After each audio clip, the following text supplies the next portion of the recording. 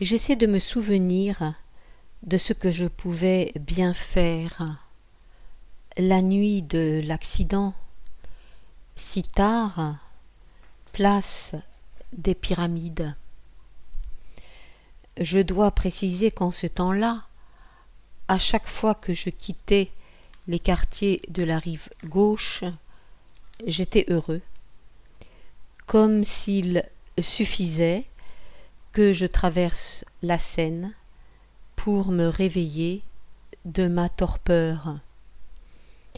Il y avait soudain de l'électricité dans l'air.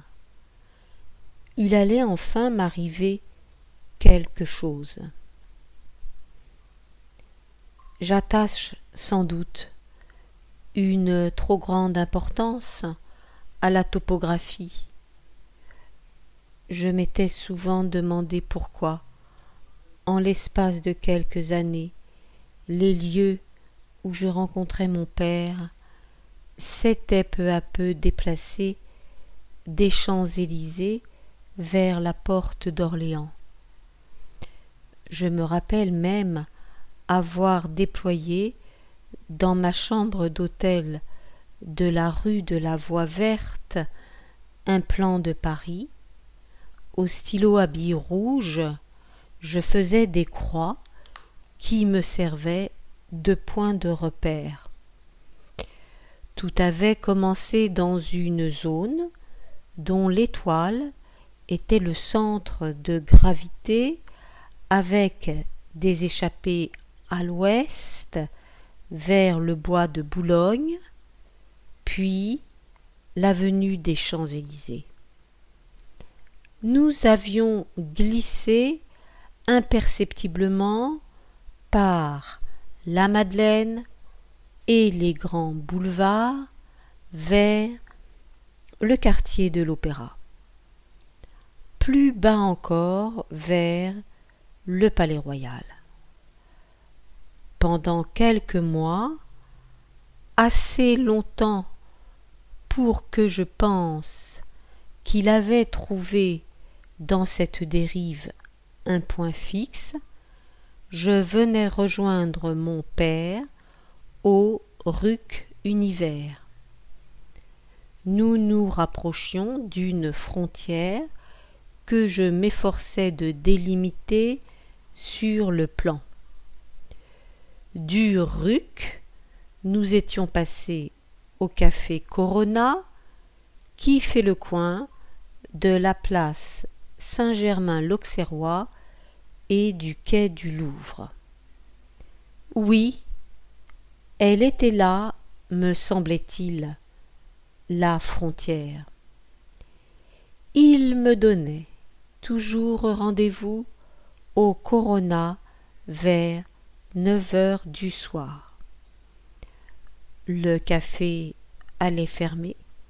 Nous étions les seuls clients dans la salle du fond. Il n'y avait plus beaucoup de circulation sur le quai et l'on entendait l'horloge de Saint-Germain-l'Auxerrois sonner les quarts d'heure. C'était là que j'avais remarqué pour la première fois le costume élimé, les boutons qui manquaient au pardessus bleu marine. Mais les chaussures étaient impeccablement cirées. Je ne dirais pas qu'il ressemblait à un musicien au chômage, non. Plutôt à l'un de ces aventuriers après un séjour en prison. Les affaires sont de plus en plus difficiles. On a perdu l'éclat et l'agilité de la jeunesse. De Saint-Germain-l'Auxerrois, nous avions échoué porte d'Orléans. Et puis, une dernière fois, j'avais vu sa silhouette se perdre dans un matin brumeux de novembre, un brouillard roux du côté de Montrouge et de Châtillon. Il marchait tout droit vers ces deux localités dont chacune possède un fort où l'on fusillait les gens à l'aube. Il m'était souvent arrivé, quelque temps plus tard, de suivre le chemin inverse. Vers 9 heures du soir, je quittais la rive gauche en traversant la Seine par le pont des Arts et je me retrouvais au Corona. Mais cette fois-ci, j'étais seule, à l'une des tables du fond, et je n'avais plus besoin de chercher des mots à dire à ce type louche en par-dessus bleu marine. Je commençais à ressentir un soulagement. J'avais laissé derrière moi, de l'autre côté du fleuve, une zone marécageuse où je pataugeais. J'avais pris pied sur la terre ferme. Ici, les lumières étaient plus brillantes, j'entendais le grésillement du néon. Tout à l'heure, je marcherais à l'air libre le long des arcades jusqu'à la place de la Concorde. La nuit serait limpide et silencieuse. L'avenir s'ouvrait devant moi. J'étais seule au Corona et j'entendais sonner les quarts d'heure à l'horloge de Saint-Germain-l'Auxerrois. Je ne pouvais pas m'empêcher de penser aux quelques réunions de Bouvière et de ses disciples auxquelles j'avais assisté les semaines précédentes. Oui, elles se tenaient toujours dans des cafés autour d'Enfer Rochereau, sauf un soir, plus bas, rue d'Alésia, au terminus, où j'avais parfois retrouvé mon père. Ce soir-là, j'avais imaginé une rencontre entre lui et Bouvière, deux mondes bien différents. Bouvière, un peu pontifiant, bardé de diplômes, et protégé par son statut de docteur et de maître à penser. Mon père, plus aventureux, et dont la seule école avait été celle de la rue. Escrocs tous les deux, chacun à sa manière. Chaque fois, Bouvière avait distribué plusieurs cours polycopiés, et j'avais appris par le garçon au visage d'épervier que ces cours, il les donnait dans je ne sais plus quelle université ou quel collège de hautes études. Ils y assistaient tous, mais moi vraiment, je n'avais pas envie d'être sur les bancs d'une école en rang parmi les autres. Les pensionnats et la caserne m'avaient suffi. Le soir où l'épervier avait distribué les polycopiés, pendant que Bouvière s'installait sur la banquette de Moleskine, je lui avais indiqué d'un geste discret de la main que je n'en avais pas besoin. L'épervier m'avait lancé un regard de reproche. Je ne voulais pas lui faire de peine, alors j'ai pris le polycopier. Plus tard, j'avais essayé de le lire dans ma chambre et j'étais incapable de poursuivre ma lecture au-delà de la première page.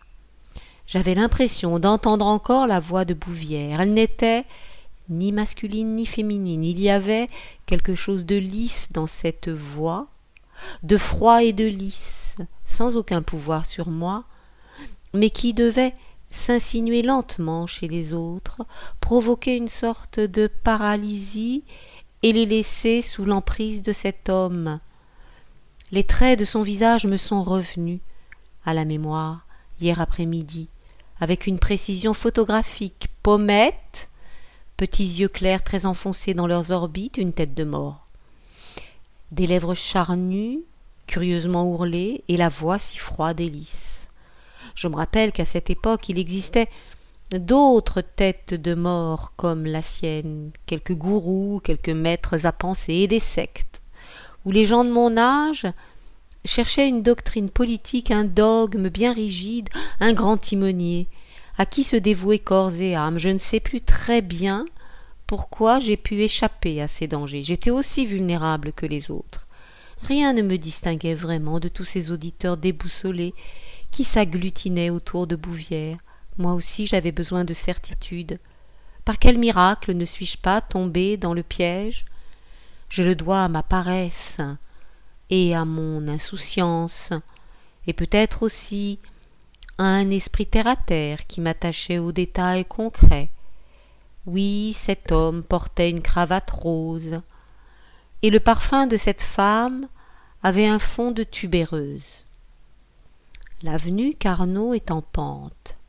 Avez-vous remarqué que dans certaines rues, en fin d'après-midi, vous avez le soleil dans les yeux?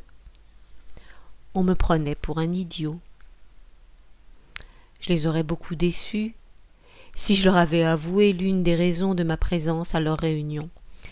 J'avais repéré parmi eux quelqu'un qui me semblait plus intéressant que les autres, une certaine Hélène Navachine, une brune aux yeux bleus. Elle était la seule à ne pas prendre de notes. La blonde, qui se tenait toujours dans l'ombre de Bouvière, la considérait avec méfiance, comme si elle pouvait être une rivale. Et pourtant, Bouvière ne faisait jamais attention à elle. Cette Hélène Navachine, apparemment, ne connaissait aucun membre des groupes et ne leur adressait pas la parole. À la fin des réunions, je la voyais partir seule, traverser la place et disparaître dans la bouche du métro. Un soir, elle avait posé sur ses genoux un cahier de solfège. Après la réunion, je lui avais demandé si elle était musicienne et nous avions marché tous les deux côte à côte. Elle donnait des leçons de piano pour gagner sa vie, mais elle espérait bien entrer au conservatoire de musique. Ce soir-là, je l'avais suivie dans le métro. Elle m'avait dit qu'elle habitait près de la gare de Lyon, et pour l'accompagner jusqu'au bout, j'avais inventé un rendez-vous dans ce quartier. Des années plus tard, sur cette même ligne du métro aérien, entre d'Enfer et la place d'Italie, j'ai espéré un moment que le temps était aboli et que je me retrouverais de nouveau assis sur la banquette à côté d'Hélène Navachine. Alors, une très forte sensation de vide m'a envahi, et pour me rassurer, je me suis dit que c'était parce que le métro surplombait le boulevard et les rangées d'immeubles. Dès que la ligne redeviendrait souterraine, je n'éprouverais plus ce sentiment de vertige et d'absence. Tout rentrerait dans l'ordre, dans la monotonie rassurante des jours qui succèdent aux jours. Je lui avais demandé pourquoi elle assistait aux réunions de Bouvière. Lui, sans le connaître, elle avait lu un article de lui sur la musique hindoue qui lui avait ouvert des horizons, mais l'homme l'avait un peu déçue, et son enseignement n'était pas à la mesure de cet article. Elle me le ferait lire, si je le voulais bien. Et moi, quel chemin m'avait amené dans les groupes d'Enfer Rochereau? Une simple curiosité. J'étais intrigué par le docteur Bouvière. J'aurais voulu en savoir plus sur lui. Quelle pouvait être la vie d'un docteur Bouvière? Elle a souri. Elle aussi s'était posé la question. À première vue, il n'avait jamais été marié et il éprouvait du goût pour certaines de ses élèves. Mais l'éprouvait-il vraiment? Elles avaient toujours le même physique, pâle, blonde, l'allure sévère de jeunes filles chrétiennes au bord du mysticisme. Ça l'avait gênée au début. Elle avait l'impression que certaines filles, au cours des réunions, la regardaient de haut et qu'elle n'était pas à leur diapason. Alors, nous sommes faits pour nous entendre, lui ai-je dit. Moi non plus. Je ne me suis jamais sentie au diapason de rien.